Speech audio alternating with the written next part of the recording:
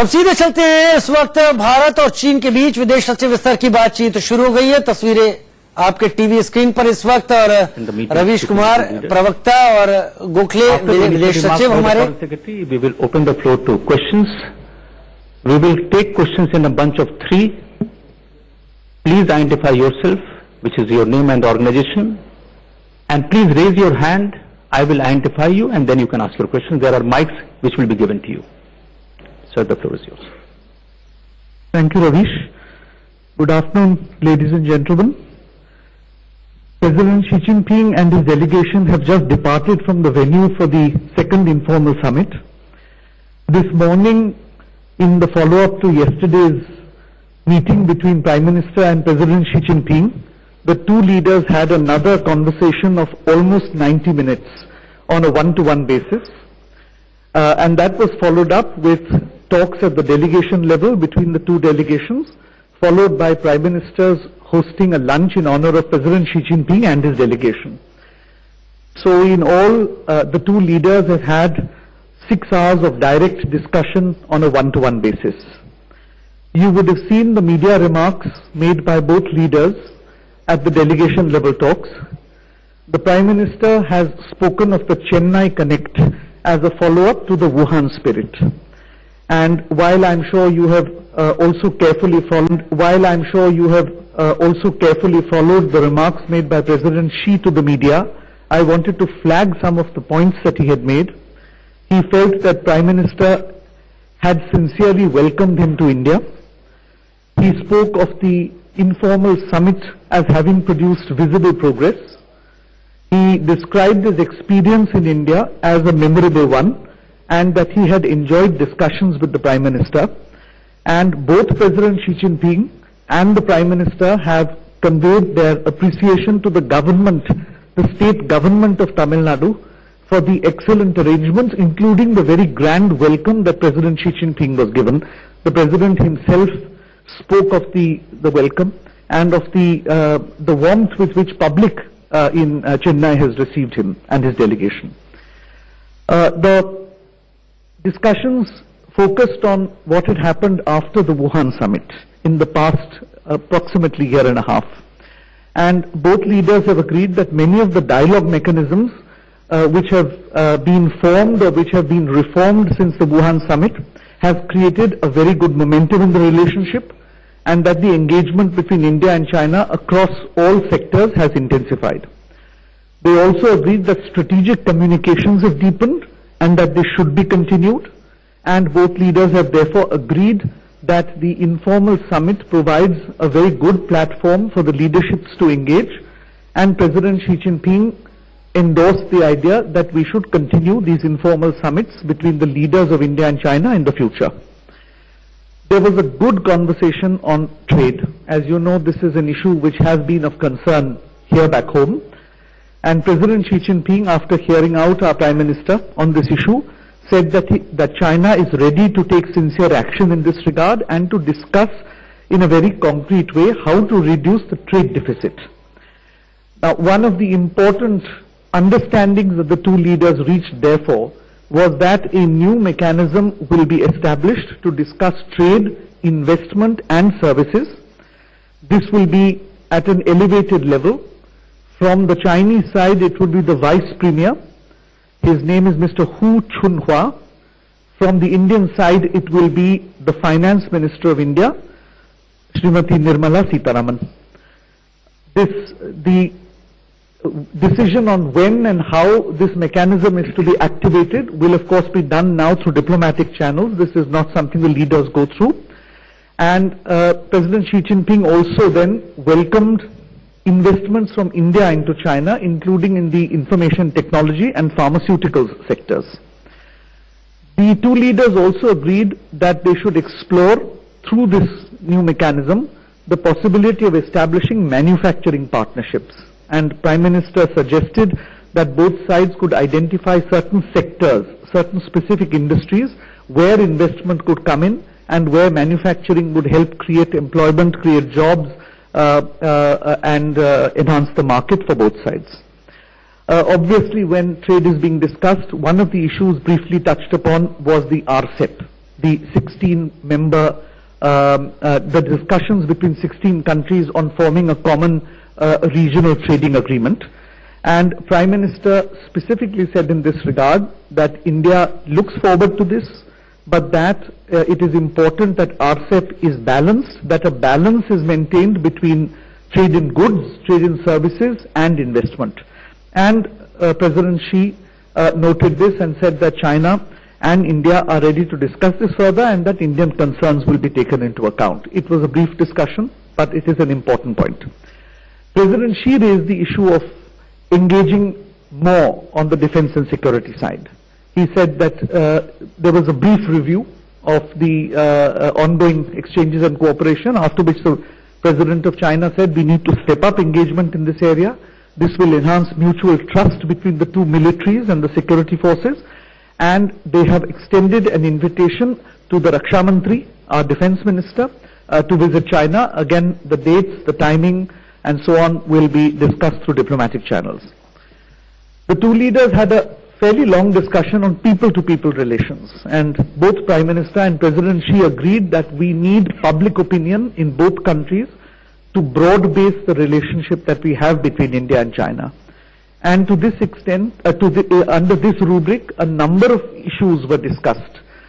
The first, of course, being the 70th anniversary of India-China relations next year. We have agreed that 70 events will be celebrated, 35 on each side. This has been more or less decided what sort of events these will be. And in effect, it means that there will be at least one event each week in the anniversary year, either in India or in China. And both leaders agreed that this sort of intensive propagation of the public side of the relationship should in fact lead to public opinion on both sides being engaged in the relationship. The Prime Minister also specifically proposed that we need to give greater emphasis on tourism in both directions, and he felt that the 70th anniversary of China's liberation, which was just celebrated this year, and the 75th anniversary of the independence of India would be the two milestone years in which we should look to significantly enhance tourism from the existing levels to a new level. And in that regard, the Prime Minister also suggested that in order to enhance P2P contact between the public in both sides, we should also look, among other things, at homestay. And President Xi Jinping gave a positive response to this particular suggestion. President Xi spoke of greater facilitation for yatris going to the Kailash Mansarovar Yatra, and Prime Minister suggested a number of ideas on the connect between the state of Tamil Nadu and the Fujian province of China. This was the province in which the city of Quanzhou is located, where recently, or in the last decade or so, Tamil inscriptions and fragments of a temple, Shaivite temple, have been discovered, and where there is now increasing evidence that traders from Tamil Nadu as well as from other parts of southern India actually established communities. Therefore, among the various ideas is joint research on how we can explain to our own public this connect that is there between the Tamil Nadu and Fujian. There was a decision to establish sister state relations between Tamil Nadu of India and Fujian of China, and various other initiatives in this regard. The idea is that we also strengthen the connection between southern India and China in the same way that Buddhism was a connect between the northern part of India and China. There was some discussion on international and regional issues. Both President Xi and Prime Minister emphasized the importance of both countries having independent and autonomous foreign policies. President Xi said that in the light of this, both sides need to have many more intensive discussions, promote understanding, understand each other's perspective on major global and regional issues. They both agreed that it is important to strengthen a rules-based order in the international trading system, that the World Trade Organization is a central pillar of the global trading system, and that in the process of reform, both sides should work together. Both sides have also had a brief exchange on climate change, on the responsibilities that Government of India and China are taking in enhancing our own consciousness towards environmental protection and climate change.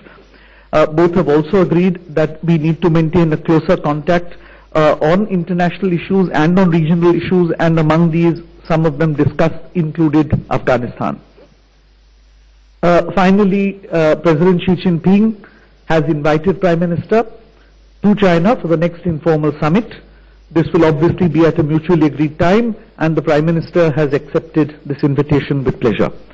So I would certainly sum up the events of the last 2 days in the following way.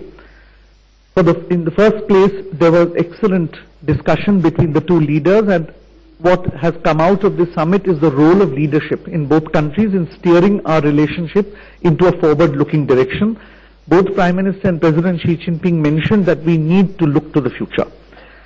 Secondly, Prime Minister's description of the outcome as Chennai Connect in the follow-up to the Wuhan spirit. Thirdly, both sides agreed to consolidate strategic communications, to enhance it at all levels, to talk and share about any issues that we have, to build mutual trust, including between the militaries. Fourthly, we agreed that there would be greater understanding shown on trade relations and on our sensitivities relating to trade. We would try to find a way forward in addressing the trade deficit. A new mechanism at an elevated level would be created in order to talk about trade issues. Fifthly, we both agreed that it was important to deal with the challenges of terrorism and radicalization in an increasingly complex world, and where our own societies were diverse, and both leaders were leaders of countries which were not only large in terms of area and population, but also in terms of diversity. Lastly, but not the least, there was a new focus on people-to-people relations, an understanding between both leaders that the public in both countries, and we constitute between the two countries 2.7 billion people, the public of both countries need to be brought into the relationship, that the relationship needs to be predicated on how the public benefits in both countries, and a number of ideas were exchanged on how we can build P2P relations. Obviously, it now falls upon the official levels, the two foreign ministries, the other departments of the government of India and their counterparts in China, to concretize the outcomes of the Chennai summit and to see how we can carry this relationship forward. But I will only conclude by saying that prior to his departure, just a very short while ago, from the summit venue, the President did convey to Prime Minister that he was very satisfied with the discussions. He enjoyed talking to the Prime Minister. He looks forward to receiving the Prime Minister in China next year. Thank you. Thank you very much, sir. I'll take the first set of 3 questions. Yes, please. So behind Abhishek. Yeah. Thank you very much, sir. Foreign Secretary, my name is Anshul Vora with Al Jazeera, and I'd like to ask you if you could provide us more details on what sort of assurances has India got when it comes to the trade deficit in the pharmaceutical sector and others. Will Indian companies get more access to Chinese markets or not? Because this issue has been discussed many times, but we don't really know what sort of progress has been made. So has any assurances been made? And just very briefly, the second question, if Kashmir in any way was raised or not, because some analysts have said that this visit was actually overshadowed by the events in Kashmir, and China and India have not agreed on the recent decision taken by the Indian government. Thank you. Abhishek? So this is Abhishek from Republic TV. Just to add to Achal's question on Kashmir, were we able to communicate to the Chinese side about our not liking the manner in which they have conducted themselves, even being provocative on the issue of Kashmir? And do we have, or do the Chinese have better appreciation of Pakistan's role in Kashmir? Thank you. Geeta? Geeta Mohan with India Today. The question is on radicalization. A lot of discussion on radicalization and terrorism. Were there specific areas that Prime Minister Narendra Modi raised with regards to Pak-based terrorists and terrorism emanating from Pakistan? Thank you. Thank you. Achal, obviously when such issues are discussed at leadership level, the leadership does not go into details. It sets the direction. And it has, in this case, not merely set a direction, it has also decided to establish a mechanism at high level to talk of how we can balance trade. So, in this regard, I think it is a very positive development that has taken place. From our side, the finance minister, and from the Chinese side, the vice premier will now meet. I presume during those discussions, specific details will be discussed on how our trade deficit will be addressed. Since both Aanchal and Abhishek referred to Jammu and Kashmir, I would like to state quite categorically that this issue was not raised and not discussed, and therefore there is no question of my making any further comments on the matter. In any case, the Government of India's position, as expressed publicly, is very clear. This is a matter that concerns the internal affairs of the country. Geeta, as far as radicalization and terrorism is concerned, as you know, the objective of the informal summit is to have an overarching discussion on a strategic plane. And I think the leadership therefore focused on what sort of threats were there to complex societies like ours, which are not unitary societies, on how we should work together to combat it. There were no specific discussions of any kind as to, but the global threat that was there, including from ISIS and Daesh, were discussed. But again, a detailed discussion is not possible. They had a number of events and a number of issues to cover. And in that context, the main point that was agreed by the two sides is that for a country like China and a country like India, increasing radicalization is something which is in neither's interest. Well, of course, since Prime Minister Imran Khan had visited China, the President of China talked about his visit. Thank you. Nainima?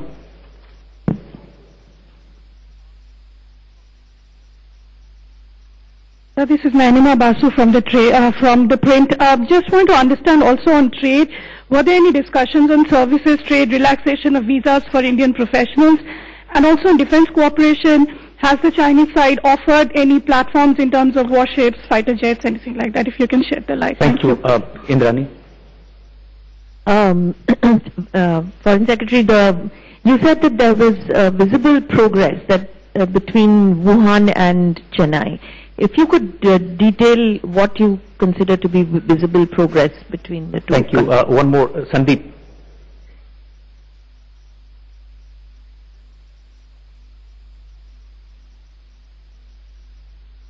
Foreign Secretary, about 3-4 Foreign Secretary, about 3-4 years ago, a government source had said that advances in technology had will lead to incorporation of new confidence building, new elements to the confidence building measures for peace and tranquility on the border.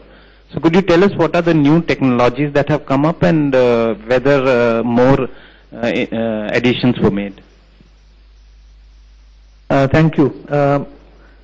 Nainima, as I have already said on the trade side, this new mechanism that has been established will discuss such issues, including the question of relaxation in visas and so on. This is not a discussion that is normally done at the leadership level. As far as defense is concerned, acquisitions are a matter which are handled by the Ministry of Defense. Again, these are not issues that are gone into at the leadership level, so I will be unable to comment on this. Indrani, as far as what you talk about details about the visible progress, I think we should recognize that since the Wuhan summit, at the political level there have been significant exchanges. At the economic and trade levels, there is a greater recognition by China, and to that extent we have been able to put on the table that the trade deficit is an economically sustainable one, and it is also something which is sensitive to our domestic industry. And I think there, the fact that President Xi Jinping understood this was a concern, said that China will be ready to address the trade deficit, and actually proposed a mechanism, I would say this is visible progress on the trade side. On the people-to-people side, there are a number of new proposals as well. Sandeep, as I explained, on the issue of the boundary question, there was a general sense by both leaders that peace and tranquility has been maintained, that we need to strengthen it. I had already in my pre-summit briefing indicated that both sides are discussing new confidence building measures in the light of new technology, but obviously this is not something discussed at leadership level, and therefore as and when these additional CBMs are agreed to, we will move ahead on that. One point I did forget to mention, both leaders have also agreed that the special representatives will continue to meet. Again, when they meet, the dates on which they meet, where they meet are something that is decided through diplomatic channels. Thank you. Yes, please. Few years back, China showed interest to set up a new consulate general in Chennai. So what's the status of it? Was it discussed in this venue? Can you introduce yourself? I'm Devapriyan from News 18, Tamil Nadu. Thank you.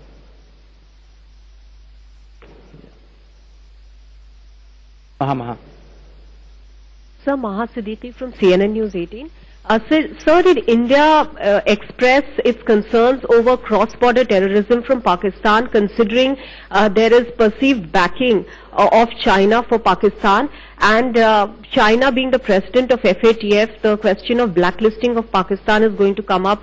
Was that touched upon? Did China say anything about that and not backing Pakistan there? Just a small note, FS has already shared what was discussed. And I think asking whether this was discussed or not, I think it doesn't make much sense. So if you have any different question, then I think I would appreciate. Yes, please. Sridhar. So you mentioned that, India sought, both countries sought greater understanding on the issue, on the part of each other, on the issue of trade. But what about the greater understanding of the Indian concerns of Pakistan, terrorism emanating from Pak soil, and also of Indian concerns over the recent Sino-Pak joint position on Kashmir? Have we sought a greater understanding of the Indian position from China? Maha and Sridhar, both of you have asked the same question. I think both sides are quite clear about each other's positions on such issues. The purpose and objective of the summit is to deepen understanding across a whole range of issues that we have on India-China relations. India-China relations are not predicated on a single issue. They range on everything from the issue relating to historical problems like the boundary to the current cooperation we have in the international and regional sphere. So what I had to say with regard to the issue of terrorism or whether on Pakistan, I have already said. I think it is very evident what our position is on both issues. As far as the Consulate General in Chennai is concerned, as you know, we have an MOU which has been signed earlier to open a to give them permission to open a Consulate General here and for us to open a Consulate General in one of the Chinese cities. The discussions on the specifics is underway. It will obviously also depend on when both sides want to establish the Consulate General, but there is already an agreement in principle. Therefore, there was no need for the leaders to discuss. The agreement in principle has already been signed. Thank you. Manish Jha हूं TV9 Bharatvarsh से, और जैसा कि आपने अपने briefing में बताया भी कि चीन के राष्ट्रपति ने बताया कि इमरान खान का विजिट हुआ था और उसके बारे में उन्होंने कुछ शेयर किया, तो प्राइम मिनिस्टर का क्या रिएक्शन था, अगर आप इसके बारे में कुछ डिटेल कर सकें। या Pranay. Sir, Pranay Upadhyay, ABP news से। सर, पहला तो वुहान में जिस तरीके से तय हुआ था कि दोनों देश मिलकर किसी तीसरे देश के अंदर प्रोजेक्ट चलाएंगे, तो क्या उस प्रक्रिया को आगे बढ़ाने पे कोई बात हुई है? और दूसरा मामला कि आपने जिस तरह जिक्र किया कि टेररिज्म से लेके एक दूसरे की सेंसिटिविटीज का ध्यान रखने के बारे में सहमति बनी है, तो क्या आगे ऐसा कोई एश्योरेंस चाइनीज प्रेसिडेंट की तरफ से मिला कि एनएसजी से लेके यूएन सिक्योरिटी काउंसिल से लेके और जगहों पे जिस तरीके से असहज स्थिति भारत और चीन के संबंधों में आई है, वैसा वाकया आगे नहीं होगा और चाइना पाकिस्तान इकोनॉमिक कॉरिडोर के इशू पे भी वो भारत के जो हित हैं और भारत की जो चिंताएं हैं उनका ध्यान रखेंगे? जी, इधर Jagannathan from INS. Also, issue Huawei discussed at the meeting, and you said that the decisions will be formalized and the actions will be taken. How long it will take? Can you give a time frame on the decisions taken on the summit? Thank you Manish ji और प्रणय, आपने जो सवाल पूछा है मैंने शायद उसका उत्तर already मैं दे चुका हूं, क्योंकि पाकिस्तान के प्रधानमंत्री ने अभी चीन की यात्रा की है, तो इस बारे में राष्ट्रपति शी ने प्रधानमंत्री को बताया, प्रधानमंत्री ने सुन लिया। जहां तक थर्ड कंट्री प्रोजेक्ट्स है, स्पेसिफिकली इस पर बात नहीं हुई, लेकिन वो जो नया मैकेनिज्म बन रहा है उसका ये मैंडेट ये भी है कि कैसे दो देश के companies, private sector, public sector, तीसरे देश में काम कर सकते हैं। जैसे मैंने कहा, ये मैकेनिज्म का उद्देश्य है trade in goods, services and investment और मैन्युफैक्चरिंग पार्टनरशिप्स भी। तो अभी ये क्या शेप लेगा, ये तो दोनों दोनों डेलीगेशन मिलने के बाद ही पता चलेगा। As far as your question is concern sir, the issue of Huawei or 5G was not discussed between the two leaders. As far as the time frame is concerned, obviously the leaders have now left it to the official level to work out the exact times, dates, agenda and scope of all these meetings, whether it is a trade mechanism, whether it is Raksha Mantri's visit to China, whether it is the SR meeting and so on. But I would hazard the guess that the Prime Minister expects us to do this before the next informal summit, so we are looking at a compressed time frame of certainly less than 1 year. Less than 1 year, because the next summit, yes. Yes, please. Sir, I am Prashant from Asianet News. On RCEP, can you elaborate what was discussed between the two leaders? And also there were some reports that opposition leaders were not allowed to meet the Chinese president. Can you clarify? Yeah, Manas. So it is Manas from PTI, Press Trust of India. Sir, you said that both sides agreed to enhance cooperation in dealing with the challenge of terrorism in the region. So what are the areas we are looking at to cooperate with each other in tackling terrorism? And second point, the summit was taking place actually under the shadow of Kashmir. Both sides hardened their position just days ahead of his arrival here. So what is the single biggest outcome of the summit here in Mahabalipuram?